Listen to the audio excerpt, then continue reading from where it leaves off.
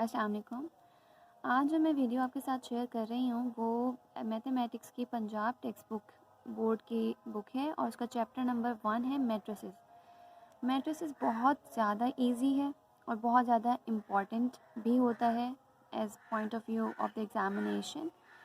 तो जब भी मेरे टीचर हमें कोई भी न्यू चैप्टर स्टार्ट करवाने लगते थे या एक्सरसाइज स्टार्ट होती थी तो उससे पहले उन्हें तमाम तरह डेफिनेशंस को कवर किया करते थे। उनका कहना ये था कि डेफिनेशंस पर आपकी ग्रिप होगी तो क्वेश्चन सॉल्व करना कोई प्रॉब्लम ही नहीं है, और रियली ये एक्सपीरियंस्ड है। मैंने भी उसके बाद जब टीचिंग लाइन ज्वाइन की तो मेरा भी यही तरीक़ाकार था कि पहले कॉन्सेप्ट क्लियर हों, डेफिनेशंस क्लियर हों, तो उसके बाद प्रॉब्लम्स को सॉल्व करना कोई मुश्किल ही नहीं रहता। इसीलिए आज मैं पहले इस वीडियो में कोई प्रॉब्लम सॉल्व नहीं कर रही, कोई एक्सरसाइज स्टार्ट नहीं कर रही, लेकिन क्या कर रही हूँ तमाम जो एक्सरसाइज रेलिवेंट हैं और चैप्टर रेलिवेंट डेफिनेशंस हैं उनको हम कवर करने की कोशिश करेंगे इस आज की वीडियो में। सबसे पहले मैट्रिक्स क्या होती है।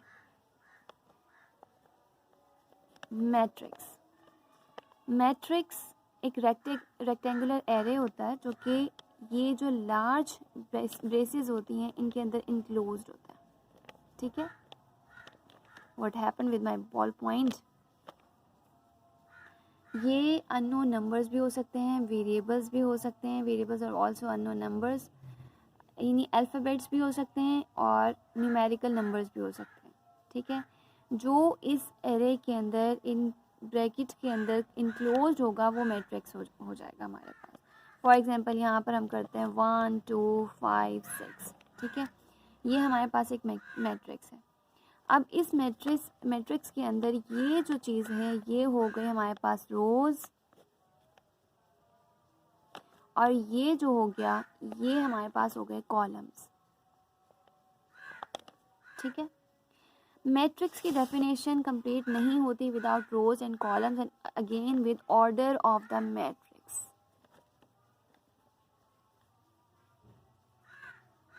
ऑर्डर ऑफ मैट्रिक्स क्या होती है? Number of rows and the number of columns in a matrix, ये हमारे पास ऑर्डर ऑफ मैट्रिक्स होता है। फॉर एग्जांपल ये जो हमारे पास मैट्रिक्स है इसमें हमने कह दिया कि m जो है वो नंबर ऑफ रोज हैं और n जो है वो नंबर ऑफ कॉलम्स है। तो order of, let's have a matrix A which is 16 9 2 15। ठीक है, इसमें रोज कितनी है हमारे पास? 2। कॉलम्स कितने हैं हमारे पास? 2। अब रोज़ को हमने मेंशन किया m से, कॉलम्स हमारे पास हो गए n। तो ये m क्रॉस n हमारे पास ऑर्डर ऑफ मैट्रिक्स है।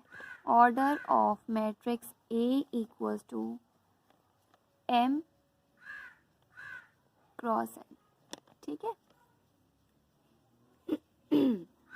यहाँ पर अगर हम इसी मैट्रिक्स A का ऑर्डर चेक करते हैं तो ये हमारे पास 2 रोज़ हैं और 2 कॉलम्स हैं, तो 2 क्रॉस 2 ये हमारे पास ऑर्डर ऑफ मैट्रिक्स A हो गया।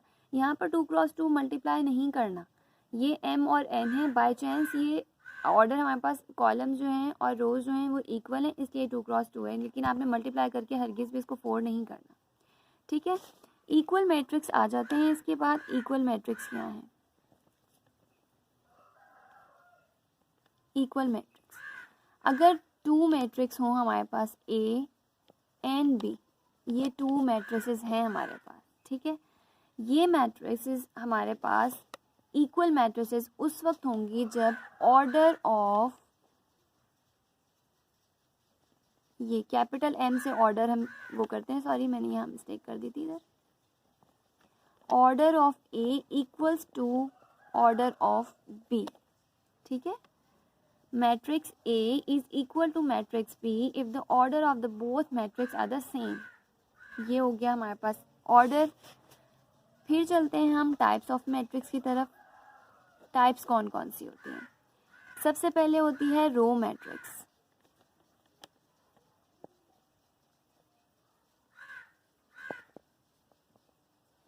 नाम से ही जाहिर है रो मैट्रिक्स ऐसी है जो कि सिर्फ जिसमें जो 1 रो होगी ओनली, जैसे कि ये हमारे पास मैट्रिक्स है, इसमें सिर्फ एक ही रो है, ठीक है ना, तो ये हमारे पास रो मैट्रिक्स हो गई। कॉलम मैट्रिक्स, नाम से ही जाहिर है कॉलम मैट्रिक्स, ठीक है। ये क्या है, जिसमें सिर्फ एक ही कॉलम होगा वो हो जाएगा। इसमें आप देखें, इस वाली मैट्रिक्स के अंदर रो एक थी लेकिन कॉलम इसके अंदर दो थे, इसके अंदर रोज दो हो गई हैं लेकिन कॉलम इसके अंदर एक ही है। तो कॉलम मैट्रिक्स ऐसी होगी जिसके अंदर सिर्फ एक ही कॉलम होगा, रो मैट्रिक्स ऐसी होगी जिसके अंदर सिर्फ एक ही रो होगी। आगे आएगी रेक्टेंगुलर मैट्रिक्स। रेक्टेंगुलर मैट्रिक्स ऐसी होगी जिसके अंदर number of rose number of columns के इक्वल्स नहीं होंगे, ठीक है। हम यहाँ पर ये दोनों जो रो मैट्रिक्स और कॉलम मैट्रिक्स हैं ये भी एग्जांपल हैं। क्या है, number of rose, for example हम बढ़ा लेते हैं अब, ठीक है।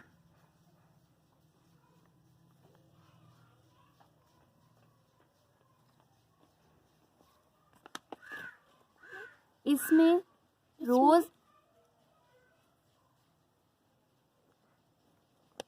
हमारे पास आ गई हैं 2, लेकिन कॉलम हमारे पास कितने आ गए हैं 3, ठीक है।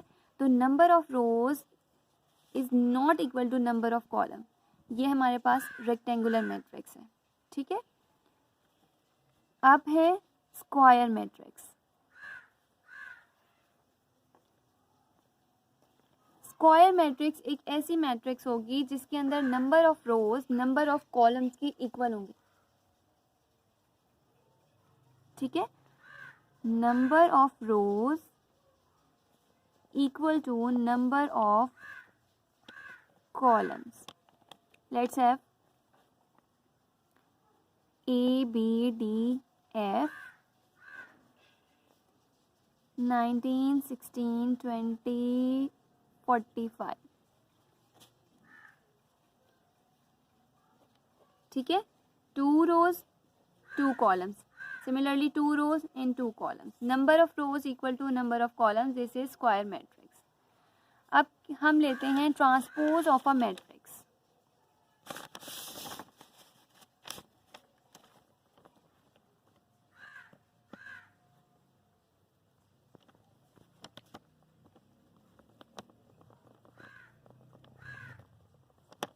ट्रांसपोज ऑफ मैट्रिक्स, अगर हम किसी भी मैट्रिक्स के, फॉर एग्जांपल ये हमारे पास एक मैट्रिक्स है जिसमें हमारे पास एलिमेंट्स हैं, जितने भी अंदर होंगे मैट्रिक्स में नंबर्स वो उसके एलिमेंट्स हो जाएंगे, 13, 19, 46 एंड 29, ठीक है।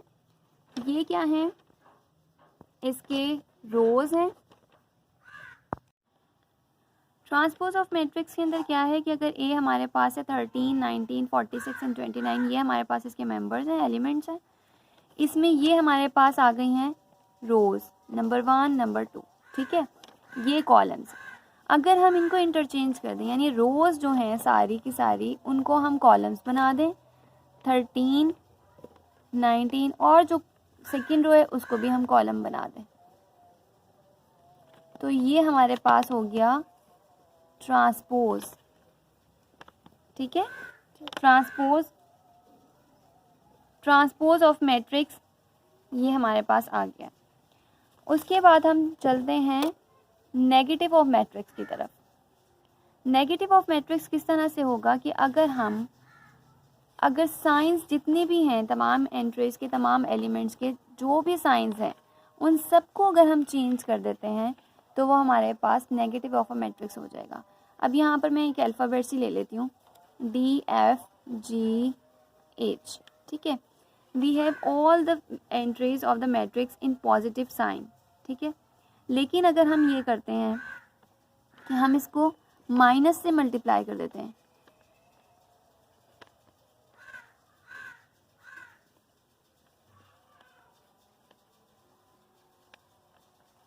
अगर हम इस सबका माइनस कॉमन लेके बाहर ले आएंगे तो वो माइनस इंटू माइनस प्लस हो जाएगा, तो हमारे पास कोई भी चेंज नहीं रहेगा, ठीक है।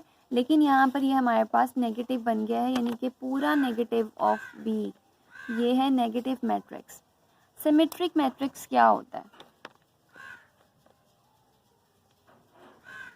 सिमेट्रिक मैट्रिक्स होता है कि जो मैंने ट्रांसपोज अभी आपको बताया था, ठीक है, ये वाला ट्रांसपोज ऑफ अ मैट्रिक्स जो मैंने अभी आपको बताया था, ये अपने ही मैट्रिक्स के इक्वल हो जाएगा तो वो ट्रांसपोज ऑफ अ मैट्रिक्स होगा।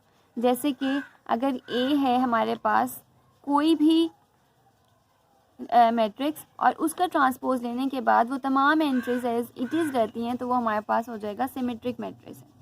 इसी तरह से इसके अपोजिट चलता है स्क्यू सिमेट्रिक मैट्रिक्स। इसमें क्या होता है कि अगर,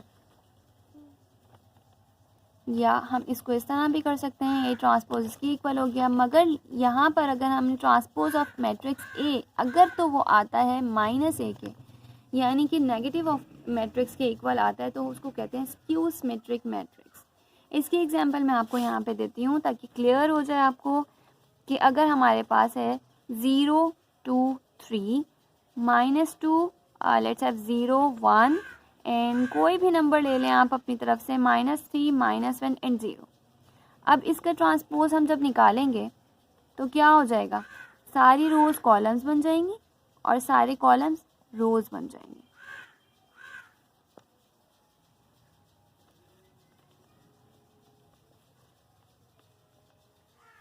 ठीक है, अब हमने इसमें क्या किया, अगर हम माइनस से मल्टीप्लाई कर देते हैं,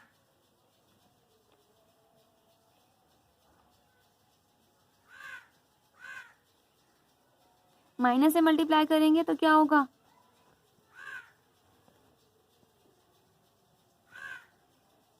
ये ऑब्वियसली मल्टीप्लिकेशन के बाद माइनस से हम अगर एज इट इज़ अप्लाई करेंगे तो बल्कि आप इस चीज़ को छोड़ दें, आप ऐसा करें कि ये स्टेप हमने रहने दिया, ठीक है, ये पॉजिटिव है ना, माइनस इंटू माइनस क्या होता है प्लस, कोई फ़र्क रहा नहीं,